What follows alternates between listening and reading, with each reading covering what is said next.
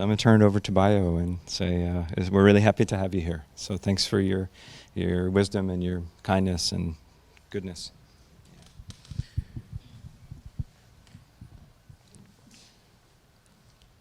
Caro. Good morning. My name is Bayo Akomolafe, and I'm from Nigeria, just west of Wakanda.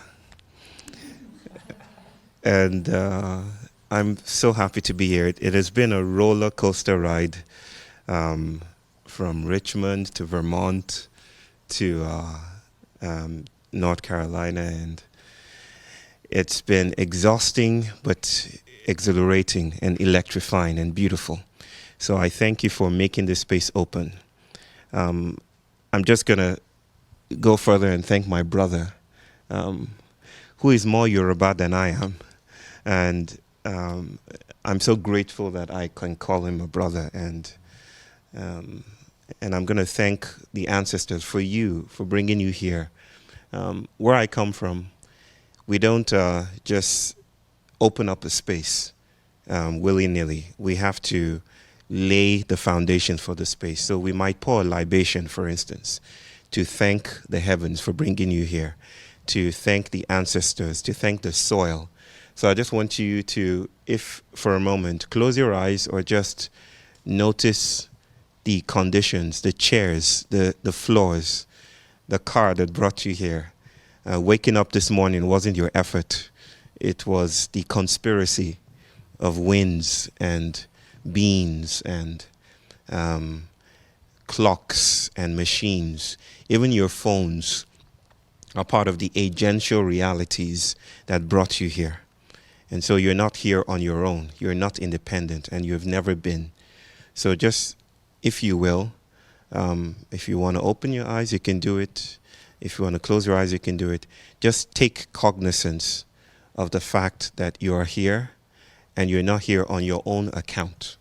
You're here because of the multiple and the manifold and the messy and the compost heap that we're all comprised of. So just for a few seconds, just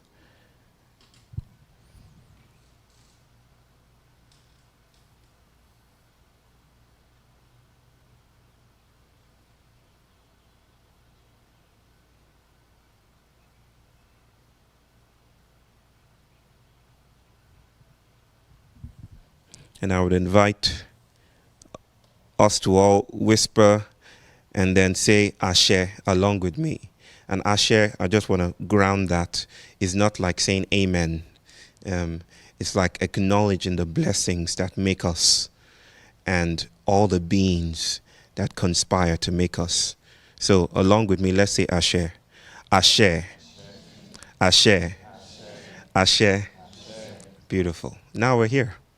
I'll start by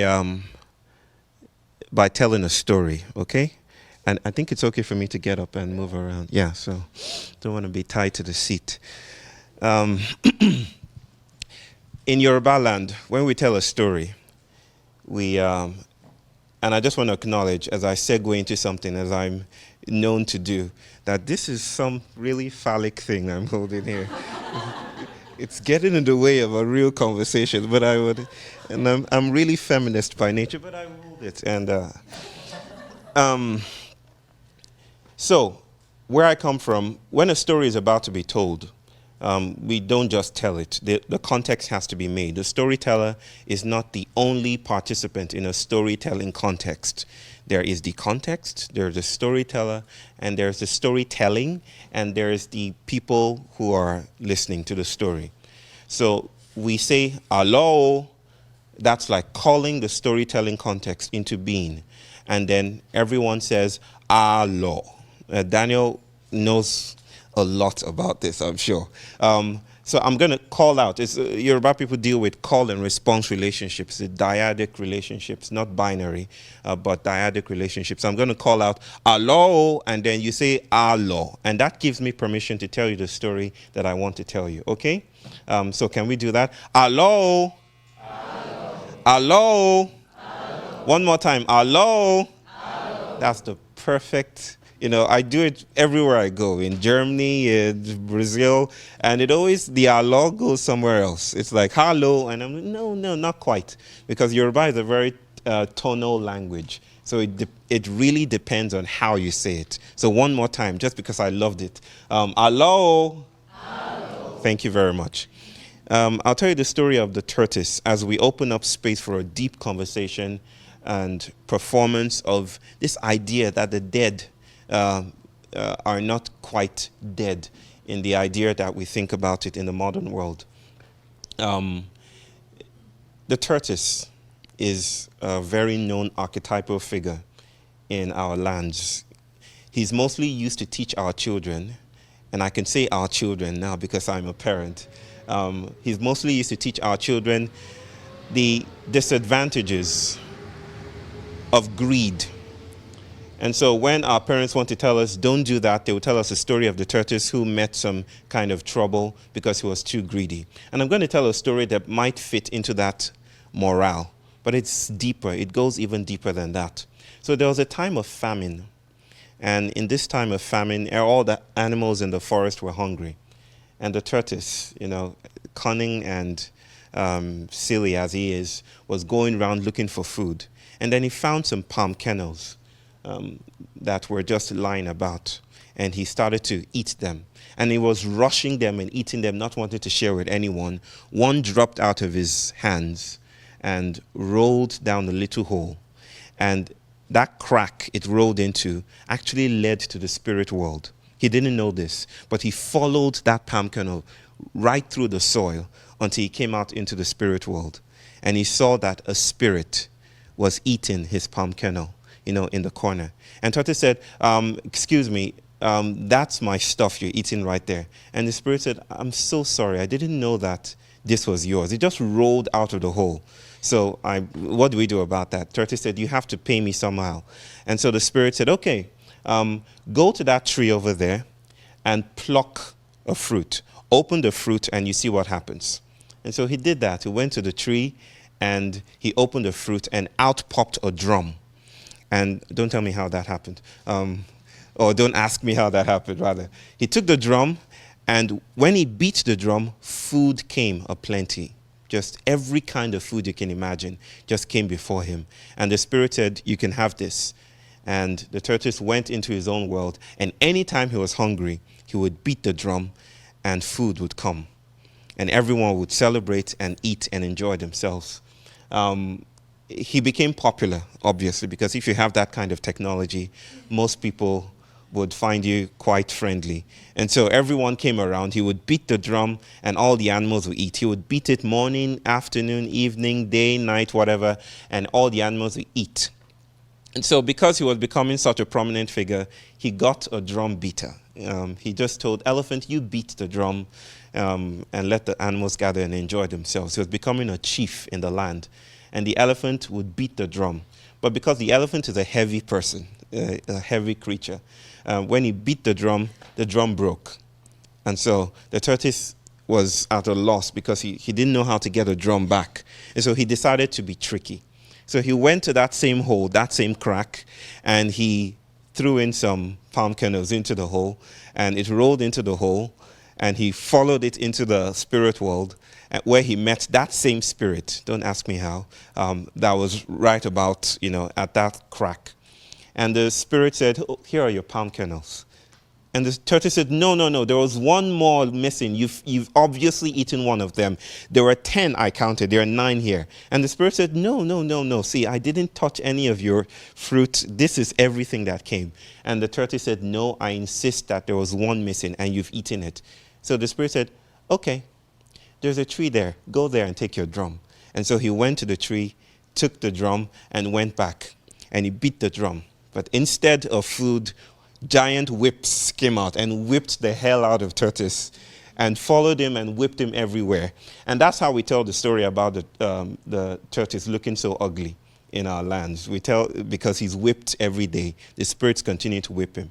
Now, I tell you that story not because I'm here to teach you about greed or not to, if you see a crack on the road and you see a palm kernel, please attempt to throw it into it. see what happens.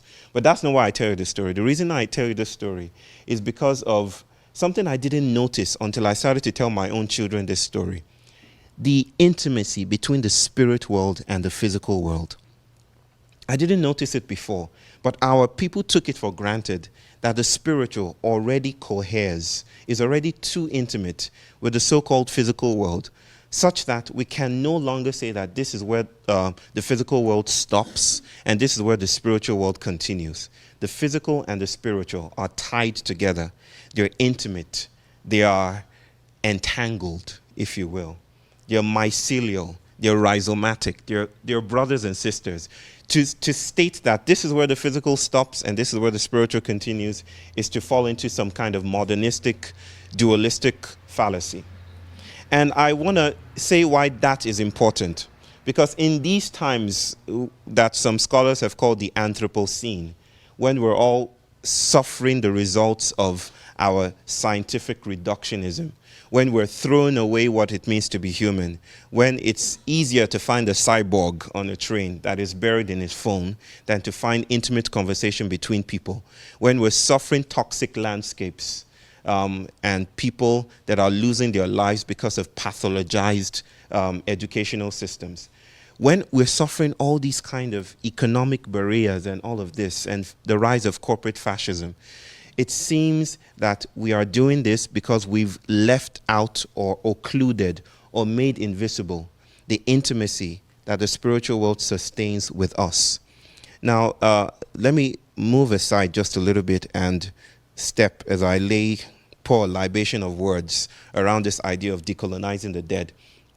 In 1945, August 6th, and then on August 9th, 3 days later, the atomic bombs were dropped on Hiroshima and Nagasaki.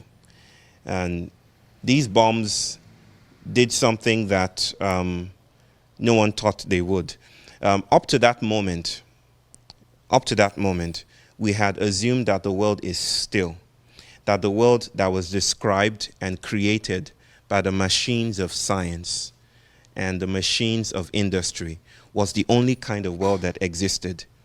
We assumed that time moves forward and progress is the only way to organize ourselves as a people. And the only way to think about progress is industry. And industry and progress and the ideas of dualism and the ideas that this body is the only thing that exists, all came to a head August 6th and August 9th, 1945, when the bombs were dropped. What happened when the bombs were dropped? How many of you know this account? Hiroshima, Nagasaki, I'm sure you do. When the bombs were dropped, time stood still. 8:15 in the morning, time literally stopped. I've seen photographs of, the clock seemingly frozen in time, not moving. It seemed the whole edifice of progress collapsed in that self-same moment. Now, this is important because we're beginning to feel the contours of the room that we've been imprisoned in for such a long time. I, as a person and as a recovering psychologist, a recovering clinical psychologist that have been trained in Western imperatives and Western media and Western ideas for such a long time.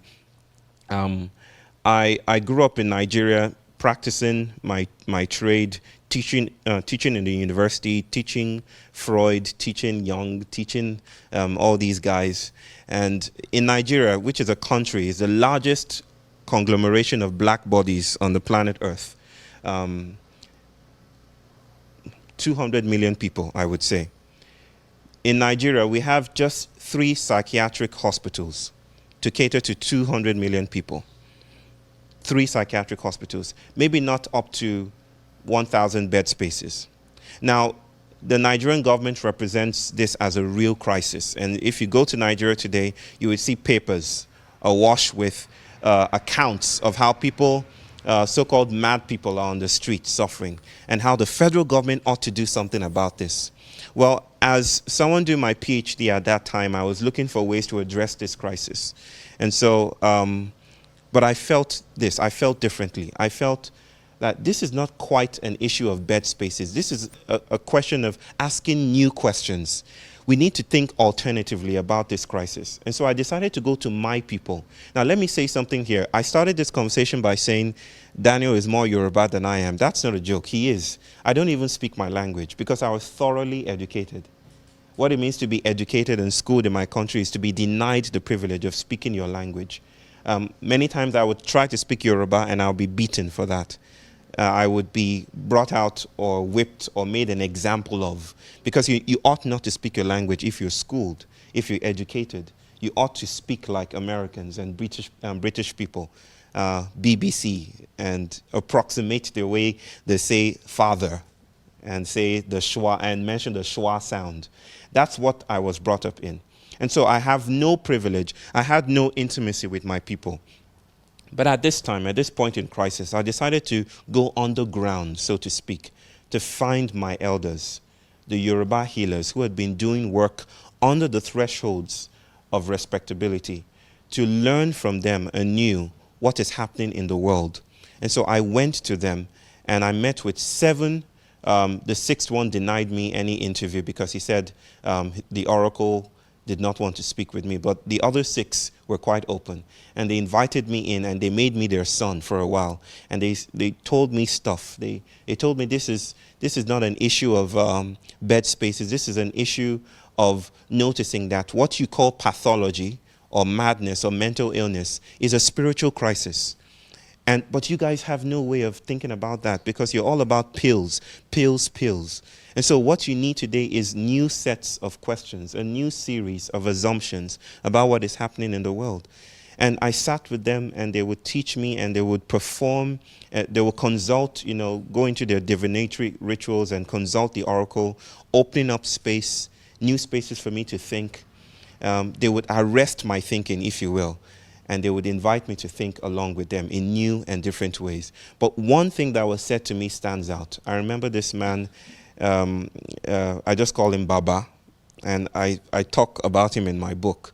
And Baba told me that you have chased away the spirits. The reason why you're sick and your culture is suffering, he says your culture. Notice that. He says the reason why your culture is suffering and you need healing is because you've chased away the spirits. The spirits have been chased away by your highways, by your cars. Now, this is not to rubbish technology. This is noticing that some things ought not to happen.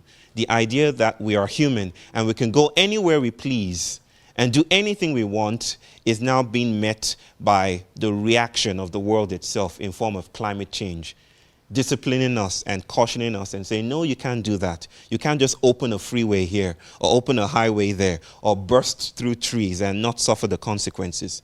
Well, this man told me that you have opened up ways and you've opened up wounds and you've disturbed the planet and you've shifted the spirits. They're hiding behind trees. Now you must go to the dark to find them out. Now you must get lost in order to be found. And that's why I write in my book that in order to be found, in order to find our way, we must become generously lost. We must become generously lost. And so this whole edifice is what we're talking about today. This whole edifice of modernity, this whole edifice of patriarchal culture, of neoliberal capitalism, is what we're touching and fingering and making visible today. Because it is crumbling in ways that we may not even have a language for. It is falling apart. We're witnessing the sacred demise of an entire mythology that has positioned our bodies in particular ways that is no longer sacred. And so we're coming to a sacred intimacy with the world that is calling us to a larger sense of homeliness and being at home with ourselves. So instead of, I'm just going to, in conclusion, because I don't want to take too much time, brother, watch me. And if I'm taking too much, drag me back to my seat. At one end of the spectrum, there's the notion of ontology. And ontology is basically in philosophy, the study of things as they are, right? The nature of nature. And science comes into the picture and says, at various stages of its evolution, that this is what nature is. Nature is dormant, Nature is mute. Nature is dead. And so we can do what we please because we're the only sentient beings on earth. The dead people are dead. They're buried. They've gone to the land of nothing. There's nothing there. This is all there is.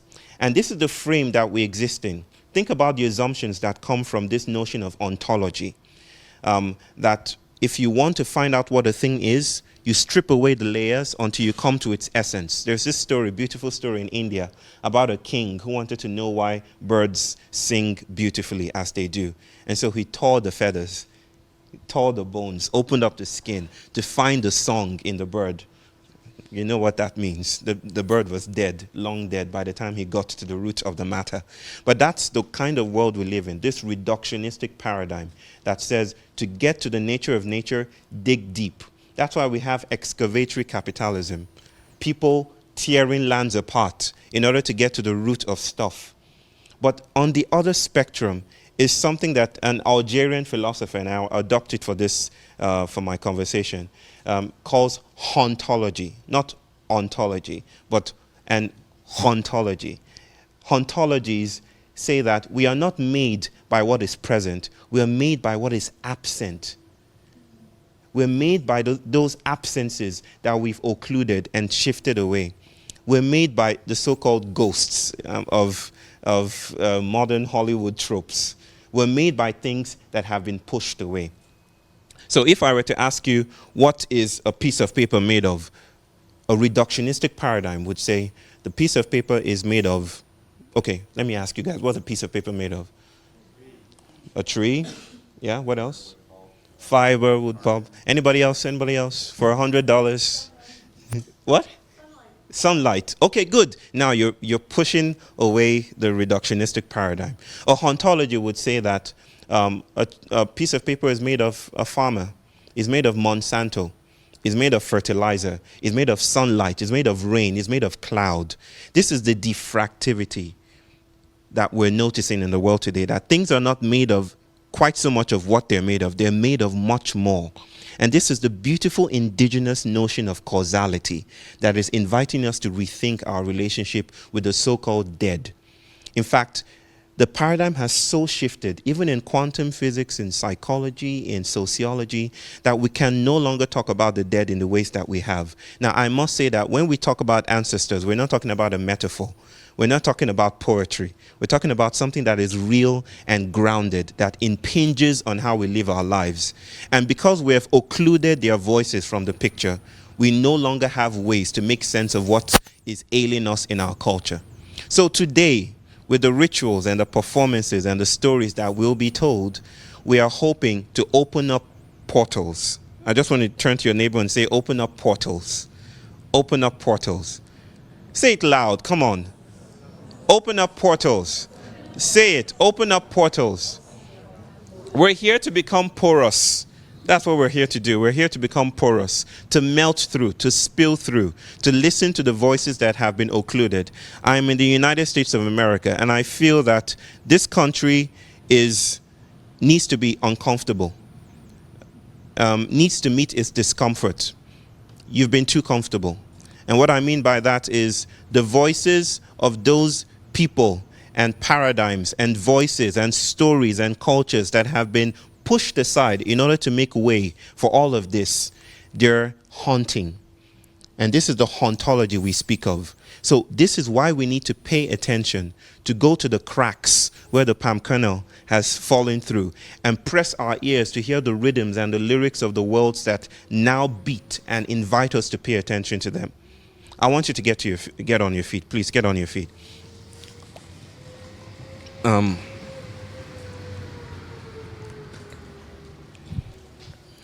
I can't wait to drop this phallic thing. I want you to find a partner, just quickly, just find a partner. And no words need to be said. Nothing needs to be done except this. I want you to hold the partner and just hug in silence. Just hug that partner in silence as if that is the most radical thing that you could possibly do. And just hold that embrace for as long as you want to. And when you feel you can let go, Now, this involves a little bit of listening. When you feel you can let go, then let go.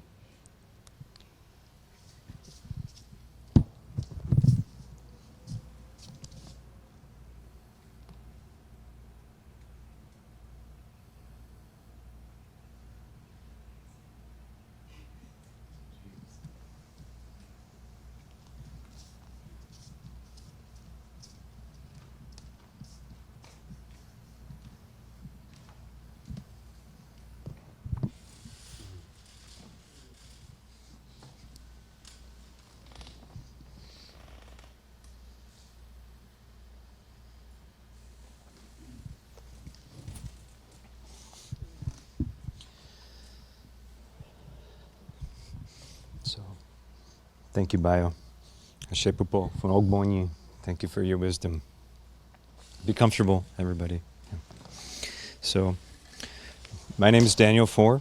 My name through initiation in Ifa tradition is Ifa Boale, Obatulu Ojani Adesanya. So I give respect to my teacher, Oluwafalalu Adesanya Boyade and Oderemo. He greets everybody today.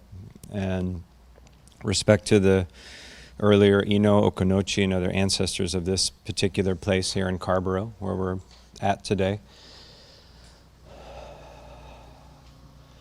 My own ancestors of blood are German, English, and Irish, early settlers, colonizers to North America, Pennsylvania and Ohio. I live now with my wife and daughter in Asheville. And over the last 15 years, I have been helping others, teaching others, how to come into more direct relationship with their ancestors, especially, but not only of blood.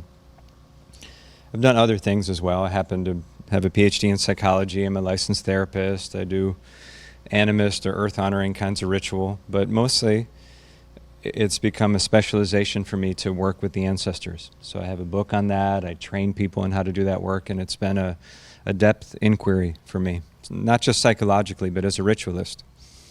And so I want to say a bit about that.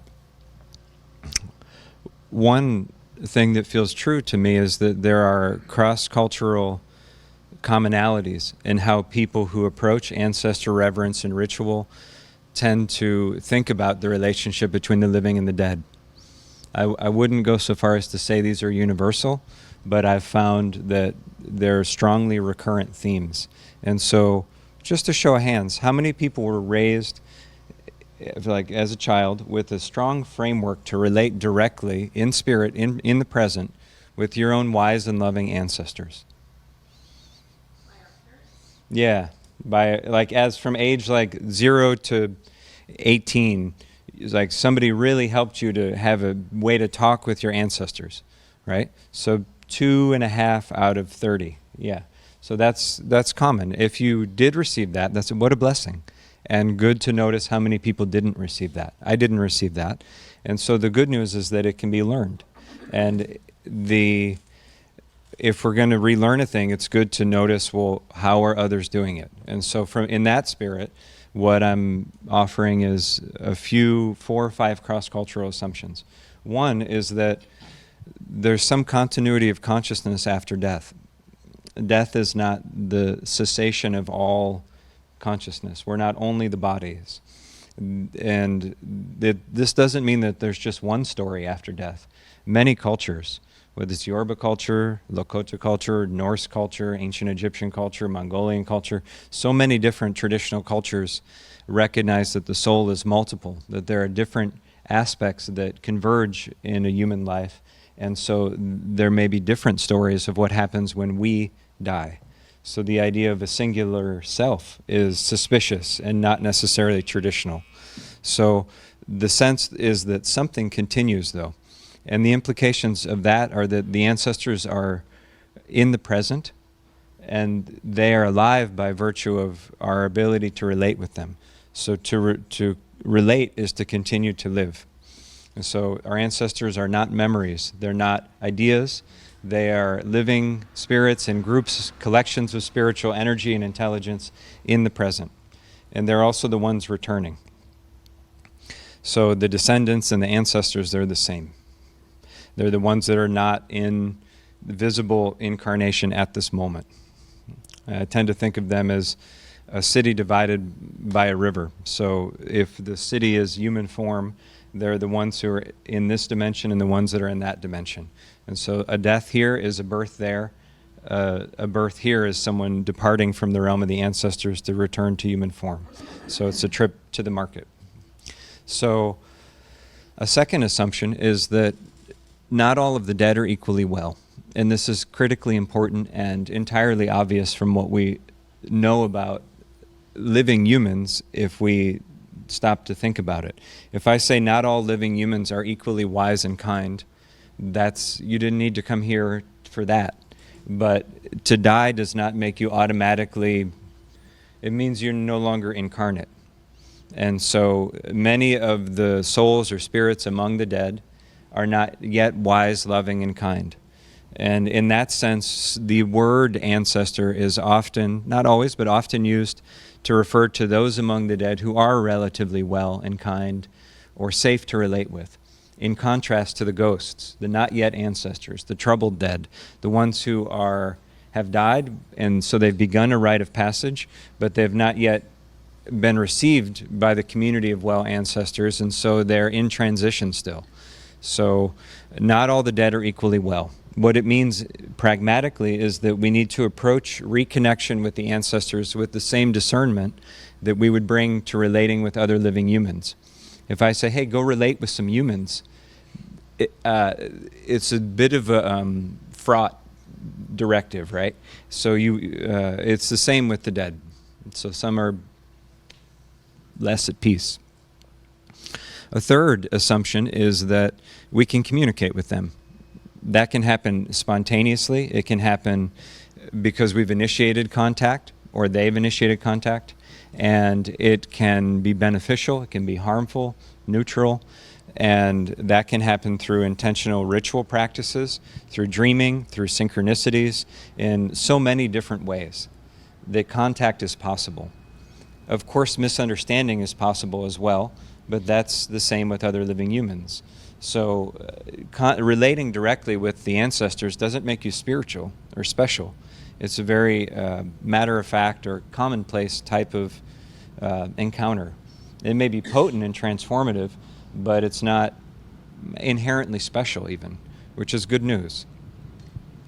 A fourth assumption is that they change, just like us.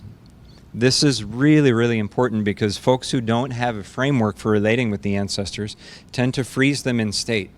And to, for example, some of our ancestors, I would venture to say ancestors in all of our lineages at some point, have related in harmful ways toward other humans or toward the earth.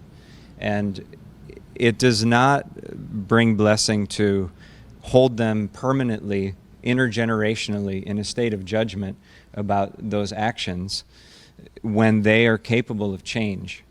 It doesn't mean that we fail to bring accountability or to participate in that, but to hold our ancestors in a state of permanent judgment implies that they don't change, and we've ceased to relate from our side. We've dropped the connection. It's a kind of relational abandonment by freezing them in time and not allowing for the possibility that they can change. So they can change. And finally, a fifth assumption is that the amount of influence between our world and theirs is really substantial. And it's not optional, as I see it. We can experience that influence unconsciously, but we don't get to opt out of the inherent structural connectivity with our own ancestors. If we don't bring it conscious, that doesn't mean it's necessarily bad. Some people enjoy a lot of ancestral blessing and support and nourishment in an unconscious way. And so from the perspective of the ancestors, it might be like, we know that the person doesn't technically believe in us, but it's fine. We're doing our part. We're helping them to be protected and on track. So if we bring the influence and the relationship conscious between us and our ancestors, then of course we have a greater leverage to heal up and transform what's not working about it. And we can embody the etiquette of actually thanking them when something is working. And there's relational intimacy, connectivity, antidote for loneliness and for a disconnected kind of experience by coming back into relationship. So those are a few cross-cultural assumptions that I find tend to run through many cultures. Something continues. Not all the dead are equally well. We can communicate with one another. They change, and the influence between us and them is really substantial. And it's not optional. What's optional is how conscious we are about it. One sec. Hold it if you would, yeah? Then we're going to do questions. The title for the day is a bit provocative. I'm like, why don't we call it Decolonizing the Dead? I was like, all right, that sounds good. And I'm actually migrating away from using the word decolonizing to describe the work I do for the reason that some folks, not only, but especially indigenous people of the Americas, have a legitimate critique of using that word to describe just the shift in mindset without also prioritizing structural addressing of institutions and settler consciousness and returning or repatriation of land, and I actually think those are legitimate critiques. It doesn't mean that the inner transformative work and the shift in education and the shift of mindset is not also critically important, but that's not the focus of my work per se, so I don't want to contribute to that misunderstanding. But having said that, what happens is decolonizing gets contrasted with a generalized indigenous or animist or relational or earth-honoring mindset.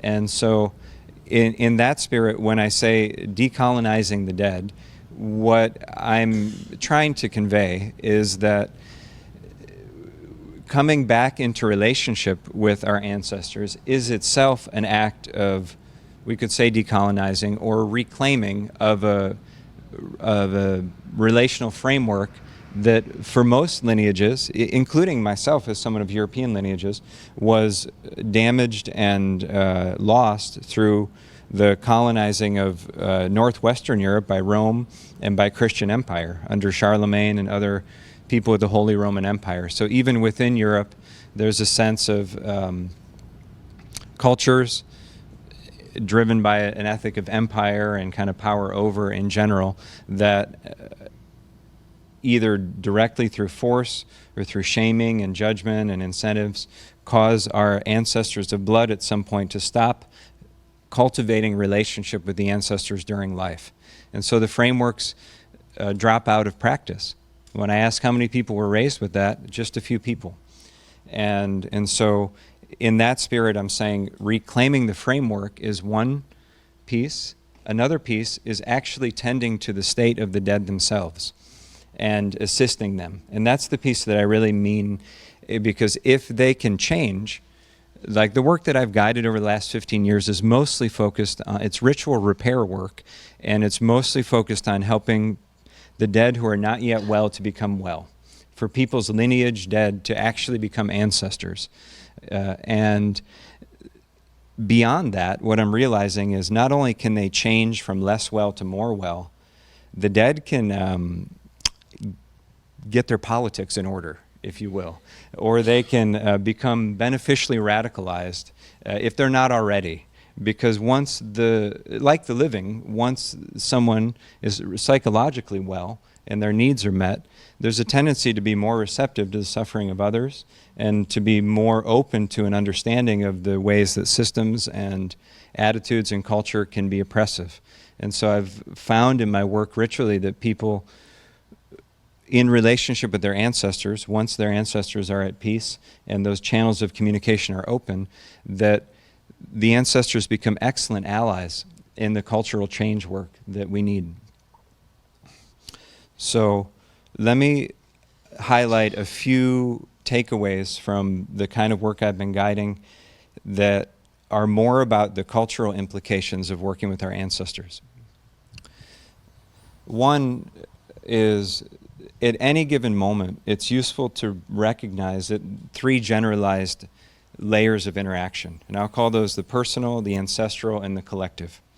And all of them are simultaneously true in the moment.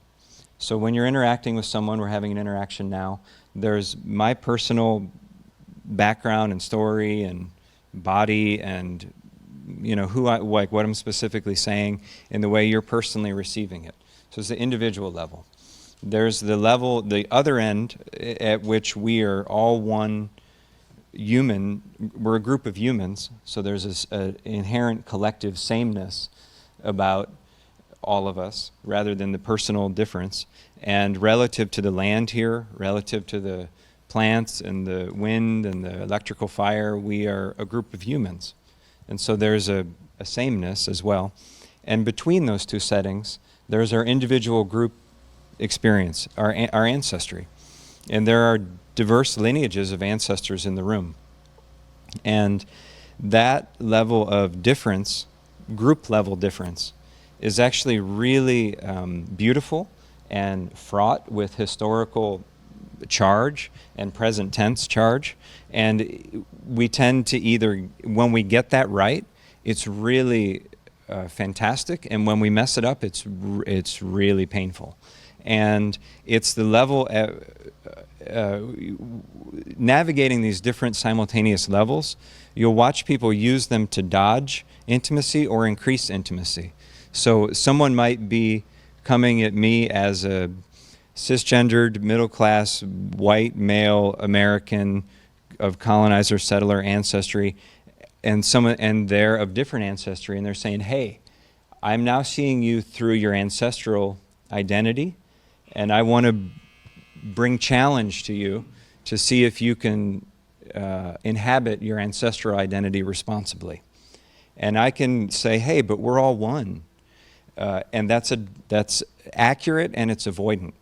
And I could say, oh, but I'm a good person, and I think it's accurate, but it's also avoidant. It's me jumping out of the heat of an ancestral encounter. It's also possible that a personal interaction between two individuals becomes so charged in a way that's unexpected, because suddenly the ancestral layer is really foreground. And to be able to name that and bring that to the surface can increase the intimacy of the interaction. And there could be an interaction that's really charged, ancestral, and interesting, and suddenly there's lightning in the background, or there's a deer moving through the space. And the other than humans suddenly bring an intimate awareness that the two people previously in conflict a second earlier are one species relative to this other being. And so how we navigate the collective species level, the ancestral group level, and the personal individual level there's a challenge there, and are we going to be skillful about our love? Are we going to be skillful in how we see one another and generous and connective? Another takeaway, besides learning how to navigate those layers, and you're not going to be good at it unless you take inventory about your own ancestry and know how to inhabit those challenges. And so another takeaway is that we inherit, not necessarily consciously, both the blessings and the burdens of our lineages. A lot of folks are excited when I'm like, hey, you inherit all this goodness from your people. You should claim that. You should live that and become more conscious of it. People are like, great. And you also inherit all the unpaid debts of your ancestors. They're like, oh, I was with you up until that point, right? And I'm saying that's good news. It's not an oppressive kind of thing necessarily. It is exactly where we have a lot of inherent leverage to participate in cultural healing and change, is to embrace the inherent structural connectivity with our ancestors, including the debts, including the complexities. And another facet of that is that if we're going to address collective level trouble, we need collective level medicine. And I see this as a therapist sometimes. My mental health colleagues, not always, but at times, will have a client who's like, I want to end these cycles of sexual abuse in my family, let's say. And it's like, great, that's an excellent motivation, way to want to end those cycles, understandable. And I'm going to do it just by talking about it and feeling my feelings and thinking about it. Okay? So, I mean, that's a little reductionistic, but my point is people will say, there's a big systemic collective level trouble that lives in me, and I'm going to meet it with personal level tools. And I'm saying there's a mismatch. And I'm saying for healer types, or for people who are trying to transform these bigger troubles, we need bigger medicines. And we need relationships and a network of energy, of healed energies, in order to bring about those changes. The way, method-wise, the way that I seek to embody that is to help people to connect with much older ancestors who lived before the recent cycle of European colonialism, or whatever the timeline of the troubles are in your lineages. And if you have lineages that are deeply intact, awesome. That's a blessing. Like, don't fix it if it's not broken. If it's already good, that's great. And for so many people, there is ancestral damage. And so if we can connect directly with the older ones who lived before those troubles and partner with them to lift up, to elevate, to assist the dead on the lineages between those older ones and us, then what was previously in a state of disrepair can actually be a source of collective level blessing and help us to meet the challenges around us in a more effective way. What else? Every interaction we have with others, and I kind of alluded to this, includes an element of ancestral diplomacy, potentially. And we can fight that and whine about it and hold this, I don't like my ancestors, so I'm just going to feel, I see it some with often younger white people who, for some confused reason at times, I'm generalizing here, feel like it's somehow helpful to just judge and reject one's own ancestors. And it's just not that, it's not a very interesting solution, and it's also a kind of dodge, or it's an evasion. And there's a need for our heart to get big enough to hold that whole mess in our heart space. And I think, for example, of the interaction, which I wasn't there in person for, but at Standing Rock in the last year or so, some U.S. Army veterans of, I believe mostly of European ancestry, offered a very heartfelt apology to some of the Dakota or Lakota or other Native elders there on behalf of the U.S. Army and their own ancestors and the terrible genocidal history. And from what I saw of the video, my impression is part of what worked about it is they were very humble and cracked open, which is especially precious for dudes who were veterans bringing that energy. And they were capturing something effectively about the spirit of ancestral diplomacy. Like, the moment allowed for that interaction. And so it went viral and was very moving to people. And that's happening all the time if we can bring our attention to it. And we can either embrace that skillfully and learn how to navigate it, or not, or fight it and just be awkward. So, yeah. Finally, and then I'll wrap up with the story. It's been my training, certainly with Yoruba culture, but also with participation in some Native North American circles and with Mongolian traditions. And I've had an unusual kind of eclectic journey because I wasn't raised with stuff, so I've crashed around as the, sort of needy, awkward, sincere, are you my mother, like white guy trying to like train with different systems, and it's been mostly good. And but one common theme, which is really important, is that all those systems emphasize that we each have our own unique destiny. We have our own unique gifts and medicine and songline or storyline in the world. And it's tyranny, it's cruelty, and it's a kind of colonialist thinking to suggest that everybody needs to be the same. Even if it's everybody needs to toe the line in this certain way around social justice work, or everybody needs to be doing this or doing that. It's not, it's a kind of toxicity. It's a way in which our thinking has been infected by empire to hold that. And I'm saying that your ancestors, your specific loving, wise ancestors are excellent allies in helping you to remember what your specific unique medicine is. And if you're not living that, you're going to tend to be more annoying and more grouchy and just unhappy with yourself and with other people. And if you are actually living your purpose, there's going to be a tendency to be like, other people may or may not like me. I don't know. It's kind of beyond my control. And you're just going to do your thing. And that's going to result in more effective service. So I'm saying we each have a unique, specific kind of quality and blessings to bring. And your ancestors can help with that. So they're good in that way too. So finally, I've had the good fortune to go in the last 5 or 6 years 4 times to Nigeria for training and initiations. And so we were very happy this year. It's my 40th birthday, and we got to, my wife, who's also an initiate of Oya in the tradition, we got to host our Yoruba family in Asheville. It's so good. And some people here met them, and so teacher Oluwo and his wife and their eldest daughter, Tolani.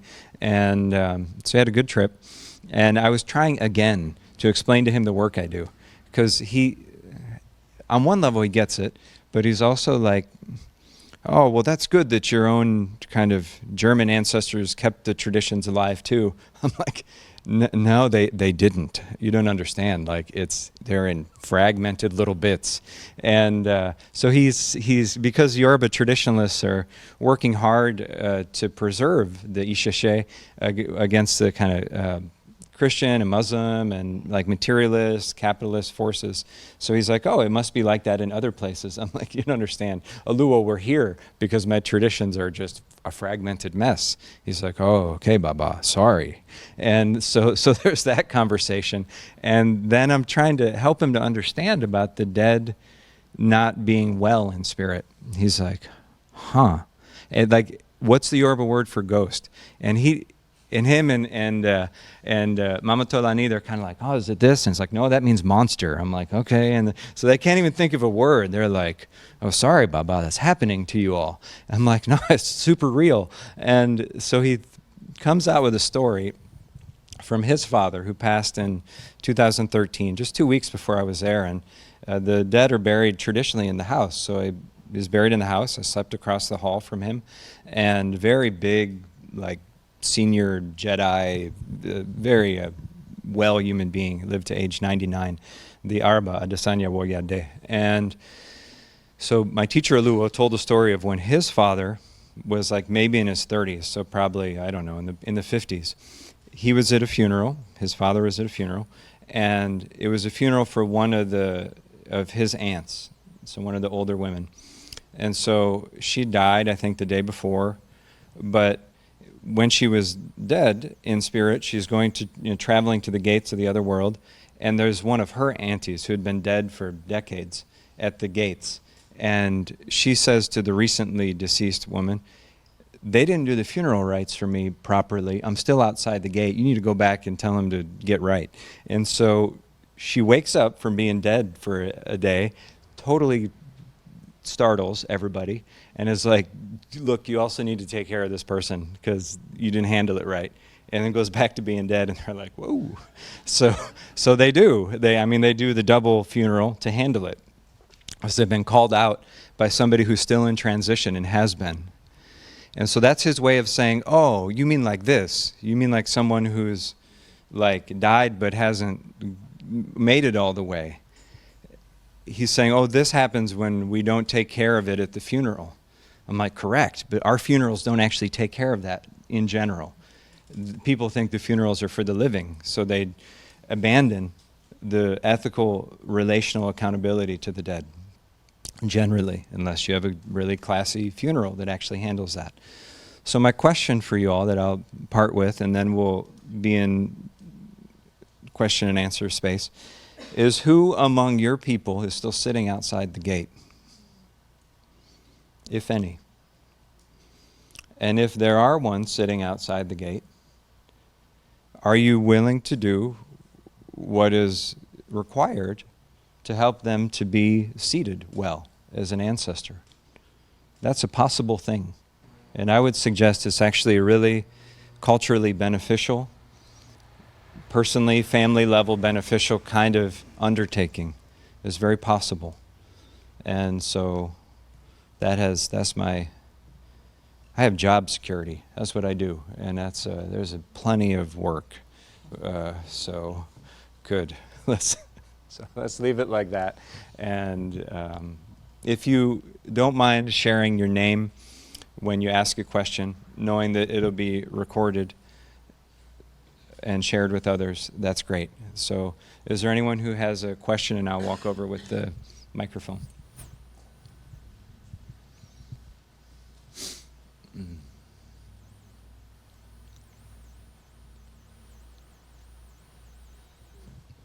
Yeah.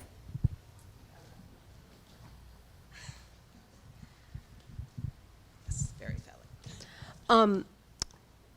So my question, when you stated all those principles and that healing could still take place, which I totally agree with, my question is, there also seemed to be an assumption in there that the healing is always towards more healed and more forgiveness and a betterment.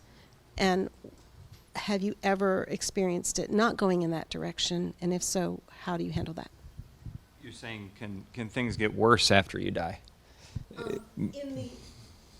When working with a not yet well healed ancestor, can their journey ever not go in the direction of more healed? Sure. For one, some people front wellness, and when you die, there's nowhere to hide. And so all the stuff you're avoiding and compartmentalizing gets spilled out in a state of, you're in a dream you can't wake up from. And all the avoiding you did during life is now your experience moment to moment. So that can happen. And because we're connected to bigger currents of energy, the kind of dams and blocks and ways that we endure, when we die, it's harder to hide from those things. So yeah, there can be a worsening that happens. It happens through neglect, typically. So when we fail to tend to these things, then that lack of care or failure of duty to kind of tend to the relationships can result in a worsening over time. Yeah. You're asking a different question. Well, so my experience then is sometimes why people are afraid to do this work is because they're afraid of that person or their memory of that person, that they will do them harm. Right. And they will, potentially. And so what's very important is that, at least in the way, here's a bias that I hold, is that a lot of folks are reclaiming a framework for relating with the ancestors, which is awesome. And if I have one critique that I'll go out on a limb on, is, because I try not to be a judgy person, is sometimes, like more often than I would like, there's a tendency to say ancestors are good. Just call on your ancestors, call on all the dead. And I'm like, well, wait a minute. Are you making any discernment between those who are at peace and those who are not at peace? Because if you call on those who are not well in spirit, and you don't have strong boundaries, and your invocation works, nobody benefits from that. You just called a bunch of heavy conflictual energy into the room. If I say, invoke the humans, you're like, wait a minute. I need more information about which ones, and so don't just invoke the dead per se. And in the way I work, I don't ever ask people, and I don't do it. I don't interact with ghosts directly. I don't seek to. It's ritually unnecessary.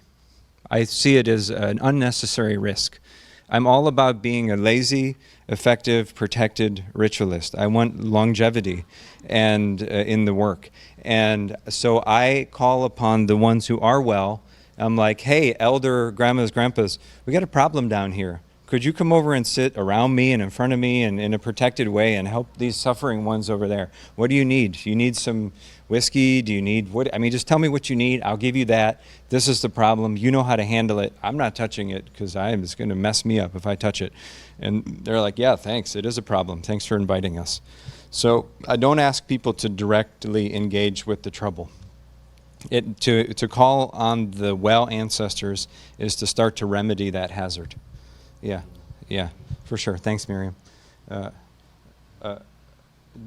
Yeah. Hi, I'm Morgan.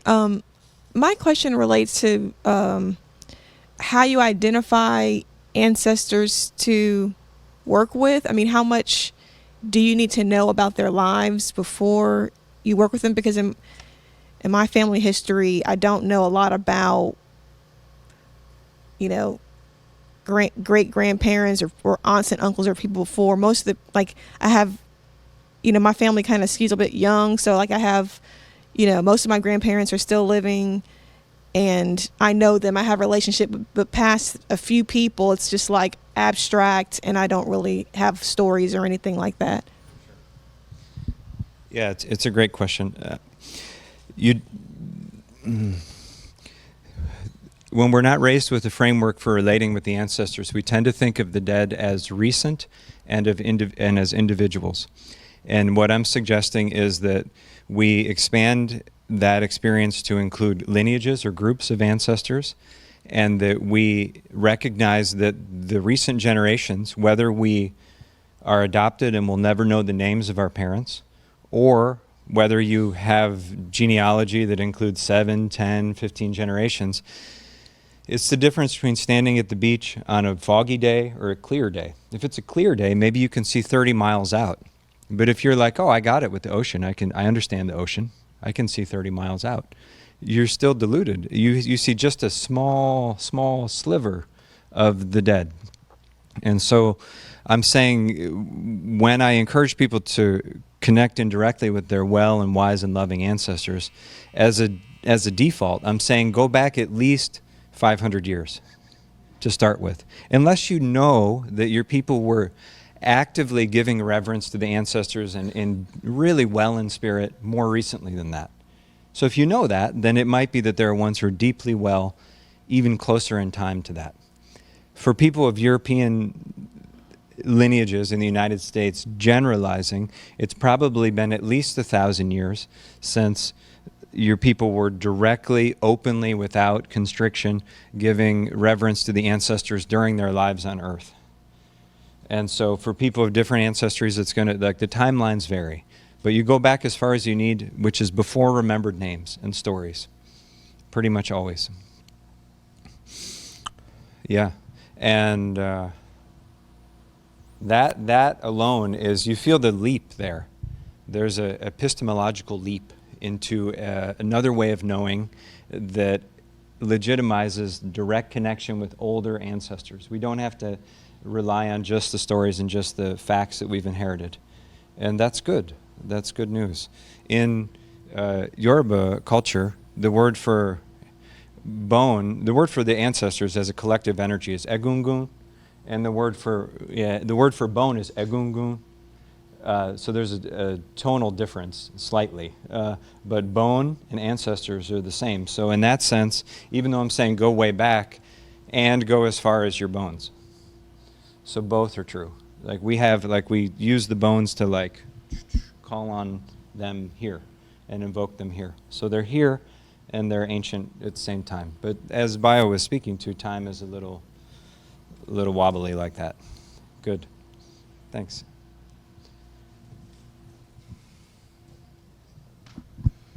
I know you answered this question before, but I don't remember what it was. Why do the well ancestors need us to call on them? Why can't they just do it? Let me know, Bayo, if you want to chime in on these too. Yeah. No, keep going. It's a great question. So Kathy's asking, if the ancestors are so awesome, why aren't things already awesome here? Because they're not the all-powerful, omnipotent, removed, like daddy God savior thing. And so I'm not saying you're coming from that place, but sorry to be a little like that about it. For one, they're polite, and there's an etiquette. And when we ask them to intervene, they're like, oh, thanks for asking. Now we have a pathway, like now there's an opening. So they're waiting to be asked is part of the answer. Another is that we haven't been tending the relationship for a long time, often intergenerationally. And in those cases, imagine if you're doing really relevant hard work and you haven't collected a paycheck for 1,000 years. Your motivation may dwindle. And so there's a lack of feeding or tending, even through attention to the relationship, that might cause the pathway of influence to get a little diminished. Another response is that they are doing things. And another is that, like, it would be even worse if they weren't holding things together. And another is that there's a circuit of connectivity in this dimension that's completed when we call upon them. There's a stitch between the worlds. It's important for us to be involved because we're not separate from them. We're their face here. We're the mask that they're wearing. And when in Yoruba culture, ancestor mediums sometimes will work through initiation to Egungun priesthood. And in that priesthood, when someone is in the suit, the consecrated head-to-toe cloth, the individuality of that person is erased. And it's taboo to name who's in the masquerade if you happen to know. But the sense is that they are able to speak for individual lineage groups of ancestors, and their voice is even altered to erase the ability to identify the person. And the sense is that that masquerade has become the mask of the collective. And it's like that even for non-initiates and everybody here, that we're their face. We're the mask they're wearing. So there's a need for us to activate the connection by calling on them. I'll just add something to that. Do I need to speak into this? Still there? Okay. I'll just add also, when you ask what can the dead do, and so this is definitely culturally specific to Yoruba people.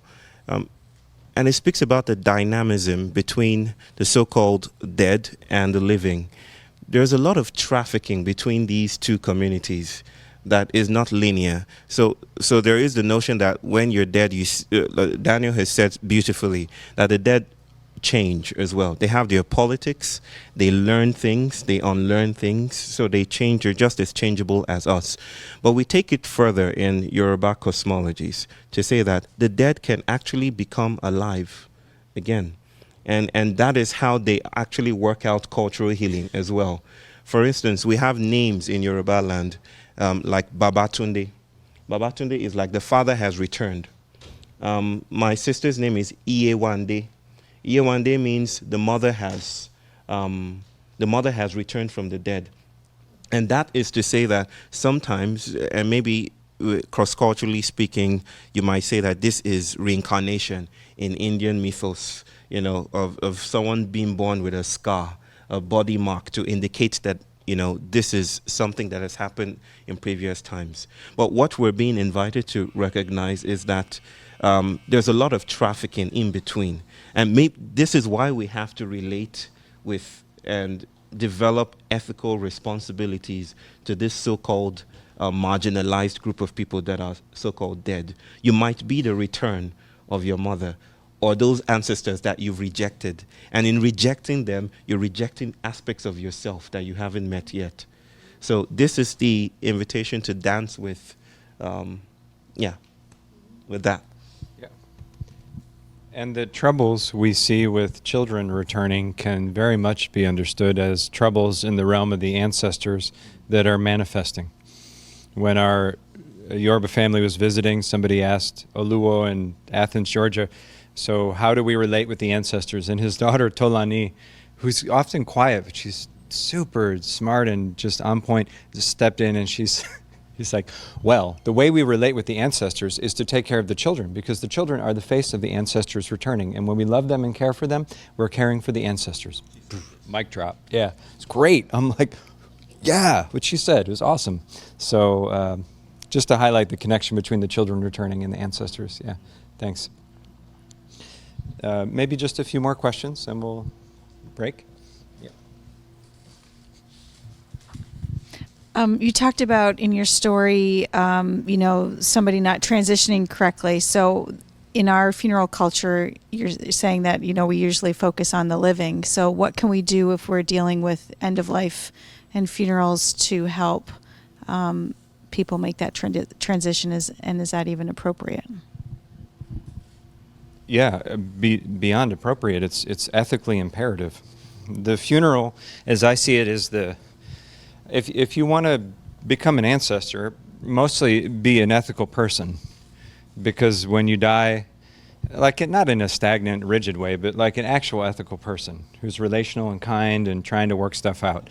Because when you drop your body and you forget your name and it's disorienting and change is happening quickly, if you've lived from an ethic of interconnectedness, you'll have good instincts on how to navigate what comes next. But if you haven't been an ethical person, ideally the community will step in and do the ritual work that's required to help you to become an ancestor anyways, although it may require more ritual work because you've been a difficult, contentious person, because it's good for the living to make sure the dead transition. Traditionally, when people had acted so poorly that they warranted being executed, and the elders made a call to facilitate someone's transition into their next form early, they also make sure that the one who they have moved along becomes an ancestor. So even people who we would judge or culturally reject, we have a moral obligation to make sure that they are ancestralized. How to do it? There's all kinds, the how to do it is a bigger question. But call on their older ancestors, ask them to intervene. There's a whole, if you don't know how to do it, ask someone who does know how to do it to help.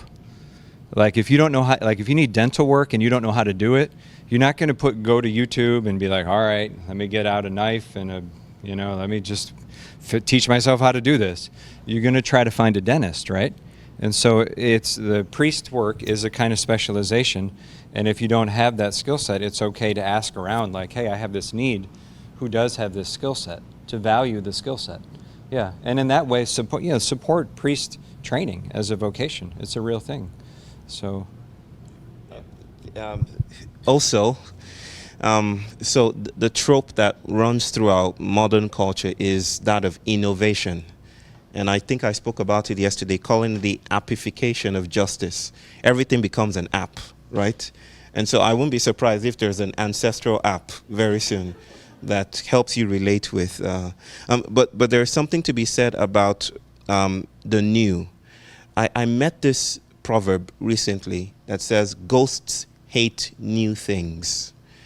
And the reason why they hate new things is that they're sometimes energetically attached to particular rituals and performances and ways of relating. And so to come and put a wall in front of that, or to think that it's within, we can unilaterally change the way we relate with them and just decide that this is the way I'm going to do it, can be dangerous to do. And I'll give an example. I was in California and I was meeting with some friends. This is 2 years ago, and just to start things off, I got careless. I decided to call on my ancestors. My understanding of how to relate with them was still emerging then. It's still always emerging, right? There's no final certificate to give you guys and say, now you get it. There's no getting it. But I was there and I called on my ancestors and I said, without realizing, without really situating myself properly, I just said, come and whatever you want to do today, please do. Just do whatever you want today. I don't know why I opened that door. But there's everything that could possibly go wrong that day went wrong. And I mean it. I almost died that day. There's a river called the Yuba River. I don't know if you know it, right? The Yuba River. my friends went into the river, and they looked good. They were completely naked. I just they were completely naked. They dived into it, and they said, "Bayo, come inside. The water is fine." And I said, "Okay." I went inside, and I went inside. I just started to sink, and I was, well, to cut the long story short, they dragged me out and brought me back to life. We lost the key to the car. We lost our food. The car stopped on the way. The tires went flat on the way back. We lost the key to the house. It was an Airbnb in the Sierra Hills. Everything that could possibly go wrong that day. From that day, I will not call on ancestors willy-nilly, because I know, as Daniel has said here, that some of them don't want to come and bring goodwill. Some of them need some kind of healing themselves. So the innovation, the new age woo-woo stuff, and without disparaging that community, the idea that we can willingly just open our arms and say, let the ancestors come in, needs to be revisited. Okay, I'll leave it at that. I'll just add that one benefit to consciously creating pathways of relationship with our ancestors is that the ancestors don't have to get dramatic when they want to talk to us. It could be that they just wanted to talk to Bayo, and they needed to drown him and kill him for a few moments to have a conversation, because they knew somebody was going to revive him. They're like, all right, this is a complex move. He needs to die for just like 60 seconds, because more than that, it's going to hurt him. But we have something we need to say. Okay. Right. No, I know, but I'm saying there's easier ways. If you're just like, all right, what do you have to say to me? They're like, oh, that's so much easier than drowning him. Okay. So it's it can create an outlet of all this pressure that builds to open the pathways of relationships, so they don't have to like flip the car or bring the near-death experience. Yeah. Good. Thanks. Maybe let's do 3 more questions and then we'll do a break. Is anybody on this side of the room? Yeah. Yeah, I think I saw over here, and then we'll. I have a question about what you were just speaking about newness and the risks. Sorry, I can't hear you. I have a question about the risks of performing ritual in new ways. I have Jewish ancestry, and I'm not very connected to it, and I don't have I'm curious about what role intuition can play in forming ritual for connecting with ancestors without dishonoring like tradition, but for somebody who's not connected to tradition in my culture and somebody who's like very interested in intuitive ritual creation, like what is the relationship between those things? Does that make sense? Yeah. I would start by saying that intuition is collective. It's not individual. It's already collective. The gesture of thinking already draws on communities, dead and alive. It already is a wind that blows in all of that. So there is a place for experimentation and improvisation. So that's accepted, right? I'm learning myself I'm not a ritualist like Daniel is, but I'm learning that one can create in learning my own traditions, in going back and sitting at the feet of elders. I'm learning that there is some improvisational space to do stuff in new ways. But this is always negotiated, right? Because you cannot sit unilaterally and then decide that this is how we're going to perform this without consulting with. So for instance, learning from those Yoruba shamans that I met, sometimes I saw there's a playfulness about the way they approach the spirits. They wouldn't, of course, they still use cowries in some parts of Ogun State. In some parts of Ogun State in Nigeria, they use cowries to consult. And in some parts, to consult Ifa, they would use stones and some other things that I've never seen before. And it seemed like they were just winging it, if you will, like just, let's use this. One shaman actually threatened to turn me into a goat just to help me understand how things work. I didn't take him seriously at that time, but after my near-death experience, my ears are open. So the thing is, there is improvisational space. There isn't a lockstep, fixed, absolute way to relate with these worlds, but there is improvisational space, and we can learn how to do things differently. What's basically appropriate here is that we learn to listen, we learn to open ourselves up to what's coming in as well as what's going out to them as well. Yeah. Yeah, I agree. I would just add that what's important is we bring our sincerity and effort and try to get acquainted with some core principles. And from those core principles, our improvisation can be ritually more safe. And take all the stuff you know about what can be awesome and dangerous about human-to-human relationships and bring that same sensibility to your relationships with the ancestors, with the other than humans, the same awareness that we may project our own issues, our own insecurity, our own neediness, our own whatever it is, and show up with sincerity and stay open to the feedback. If you stay open to the feedback, typically the trouble will start quieter and then build. And so if you can get the, hey, something's a little bit off signal, then you don't have to get the really loud version of that. So yeah, just staying responsive. Yeah, and being in community. So thank you. 2 other questions, maybe? Yeah. Hi, I'm Marcella. I was wondering if you could, I'm very curious about, you named the ancestors of the land and our lineage ancestors.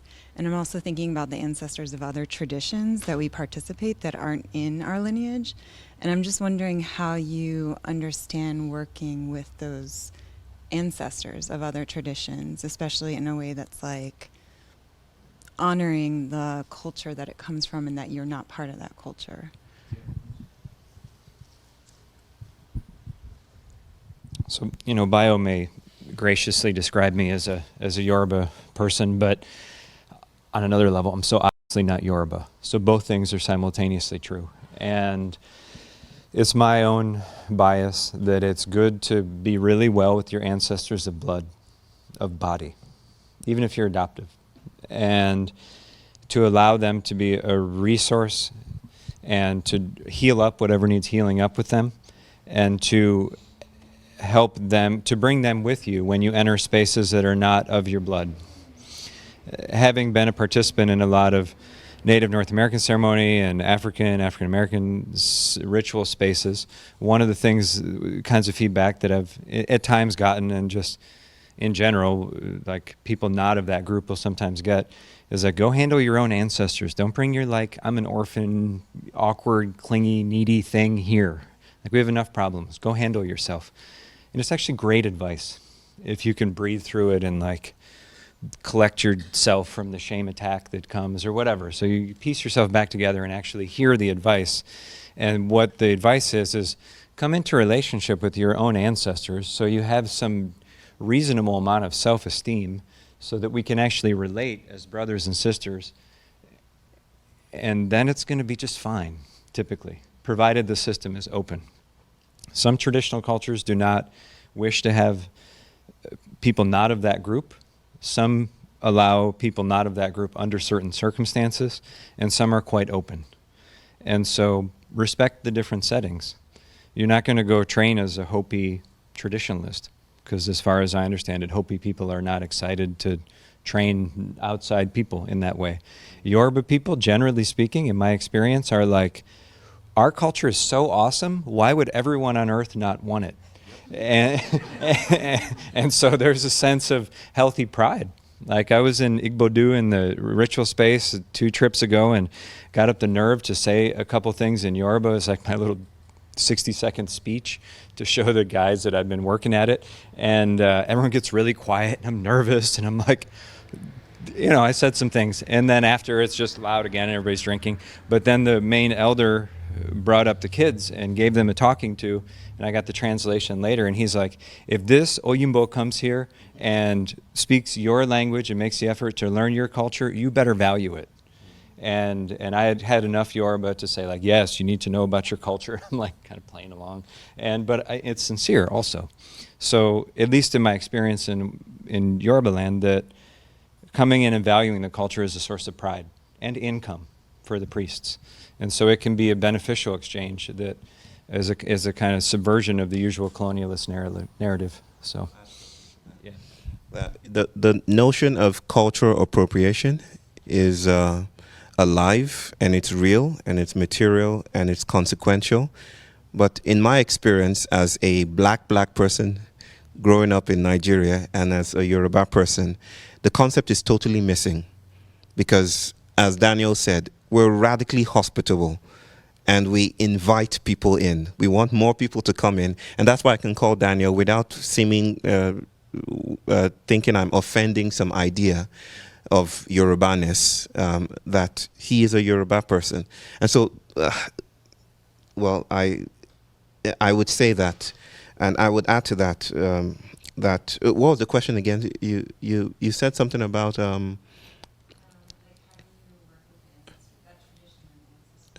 right. I was going to add that the concept of lineage is a very it works. It has some utility up to some point, because I've worked with some people, for instance, who do some DNA ancestral test, and they find you're 56% something and 48% and 10% this, and so who are my ancestors then? How do you narratively or account for where you come from if you're spread out so perversely, across the space, across space-time? And I feel that the Yoruba sense of radical hospitality, inviting the radical other into space, is a beautiful notion. And I'm not saying that everyone should accept or everyone should start to do this practice, but I am saying that there is a point at which we come to recognize that we are spread out, and different kinds of work and rituals are therefore called into being to work with that idea that we're spread out. There's this lady called Susan Wenger. Okay, Daniel shaking his head. Susan Wenger is an Austrian lady who came into Nigeria in the 50s or the 60s. No, in the 50s, I believe, if I'm not recalling it wrong, prior to independence. Contrast her story with Rachel Dolezal. I think everyone here knows Rachel Dolezal, right? Who has now adopted a Nigerian Igbo name, Indialo. Rachel has been maligned and pushed out because she seems to be disturbing the integrity of blackness, right? Susan walked into a Yoruba community, and long story short, years after, she is not only considered a chief in Yoruba land, she was given access to the gods. She became a priest. I know of Yoruba chiefs that were ordained by this Austrian lady, and were given access to her. She actually adopted lots of children and raised most of them as chiefs. So it's the reason why, again, I call him a Yoruba man, and I would understand myself not to be pure or original anything, is that we are diffracted, we are spread out. And this is a beautiful, beautiful notion of decolonizing identity and decolonizing belonging. So ancestry here is not just some strict line of pureness that we can trace to an original point. It speaks of something deeper, and I hope we go deep into that as we explore that today. So we're going to go ahead and break in just a moment, but let's allow just 30 seconds in silence, and in that space, to start to hold in your awareness this sensibility that our ancestors are present here with us, and that we're bringing our attention especially to those wise, loving, kind, beneficial ones among our ancestors. So we'll just pause together for a little bit to let the morning settle.